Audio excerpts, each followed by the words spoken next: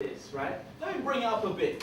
Who in their house, like, I don't know, I remember my mum and dad winding up in the sitting room on Sunday when Uncle, Lennox and Auntie Rose and Auntie, Gertrude, everyone would come round and bring a dish, some chicken and rice and some macaroni, and we'd have a big meal, and there'd be soca playing, and, everyone would wind, and, your parents, your noble parents who work hard and raise you well, on that Sunday, it's all, anyone experienced that? Or is it just me? Yeah? Right. Now let me tell you, I teach in schools. When I say that to the young people in schools, they're like, wow, I wish I could have, it sounds great. They have no concept. And they want me to tell me some more stories. They want me to tell them because they don't have it. Now keep in mind, back in indigenous Africa, the root of the village is community. Like solid crew analogy, it's community, right? I saw a documentary the other day, some Hawaiian tribe, right? They were short for food, so you know what they had to do? They had to line up in a line, the whole village, everyone, including children. They held hands on the beach, and they all walked together. And you know what they did? They pushed all the fish into a corner, yeah? The whole community, about 100 people, yeah? They pushed all the fish into one corner and then they picked up all the fish, and that was like, hey, celebration, let's have a feast. Right? One man couldn't do it on his own, trying to catch. Community, right? Community's been lost. The system, the Western system, has systematically dissected our community. In the 60s, Mum and Dad were tight, because if there was trouble, Auntie Rose and Uncle Lennox they'll be round. If there was a crisis, we'll be shuffled off to Auntie Myrna across the road. Yeah?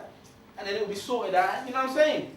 Nowadays, if there's a crisis, single parent mother, you might have fallen out with your mum, what happened? You just mash up, right? You get what I mean? It's just an analogy, but you see what community, yeah? So yeah, that's part of the problem. Because our young people don't have a grasp of community, so they're going to have children, and the children won't have a grasp of it. And it's the system that set it up. You go back, you take a trip to Africa, you'll see community. You go to the Caribbean, my son lives in the Caribbean, you know what? If he's not home at 6 o'clock and he's in town in his uniform, Auntie will see him, or Uncle. What are you doing here? Do you see your mum? I'm going to tell your mum, go home now. Yeah? You said that to you over here. What are you doing out, man? What? I'm going to tell your mum. What's going to happen? What are you talking to? What? See what I'm saying? So it's time to think about. But let's shift on a high now, right? How are you guys feeling? Cool? Uncool? Yeah? Let's shift on with the session now. We're going to get some information now. Information, okay? Shifting into hip-hop. Who's this? Malcolm and Martin, right? We're going into hip-hop now. And the saying, Sankofa. What does the Sankofa saying mean? We should not forget our past. We're moving ahead. This is an ancient African saying. So let's not forget our past. The Black Panthers, Martin and Malcolm, civil rights movement. No, it's not our time and forget about them. No, you remember them, but you still shift on with them in mind.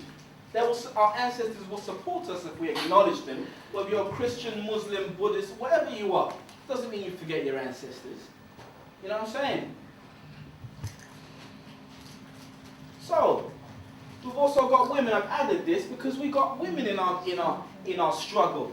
This is grandma and granddad, because we're all one family, right? Yeah? So this is Amy Garvey. Amy Garvey, they were both named Amy for some reason. Marcus Garvey's wives. They continued his struggle after he passed. Who's this? Coretta Scott, wife of, right? Let's not forget our women. Who's this? Rather with the camera. Who is that? Betty Shabazz, wife of Malcolm X. She continued the struggle years after she passed. She was an activist right up until she passed.